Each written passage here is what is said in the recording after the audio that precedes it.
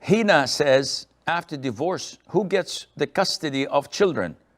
If mother gets it, must the daughters be returned to their father after they reach puberty because of wali issues for marriage? This is an issue of dispute among scholars.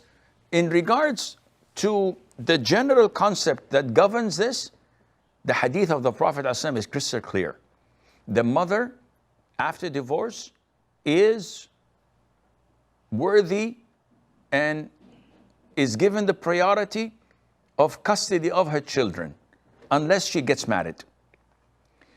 Scholars say that if the boy reaches a certain age, whether 7, 9 or whatever, he's given the choice to choose between his mom and dad. But in the beginning, before that, he's with his mother.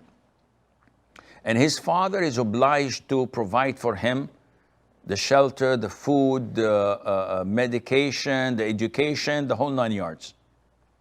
And when the girl is 9 years old or 7 years old, some scholars, like in the school of thought of Ahmed, says that she's given to her father because she is his honor and he cares and protects her more than anyone else. Anything that tarnishes her reputation tarnishes his reputation. Unlike boys and men, they can go around and play without anyone talking negative about them, but girls and females are different. The other schools of thought say no, the same ruling applies. She should stay with her mother because her mother would be able to teach her about purification, menses, etc., until she is married or until different ages depending on the schools of thought. But the most authentic opinion is that the custody is awarded to the one who takes care of the child. So yes, by default, a 2-year or 3-year-old must be given to his mom until she remarries. If she doesn't, she keeps him. But if she's not taking care of him, if she's a bad woman or flirting with other men, not praying, not educating him, not teaching him or her how to pray, not feeding him properly, in this case, the child is taken away from her and given to his father in order for him to take care of.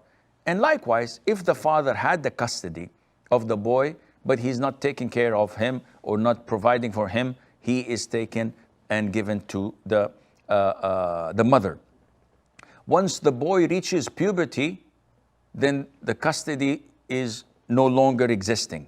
He chooses to live with either one, or he can move out and live alone. He's a boy, he's a man. As for the girl, she cannot live separately. She must be forced to live with her parents. And this is the Islamic ruling. So at the end of the day, it is up to the Muslim judge. He's the one authorized to look at which is the best for the child. So for example, if we have a couple who got a divorce and the mother wants to live in Europe or elsewhere, while the father is living in a Muslim country, the judge awards the custody to the man, to the husband, to the father, because the well-being of the child is to be in a Muslim country and not to go to a kafir country and live there. And Allah Azza wa Jal knows best.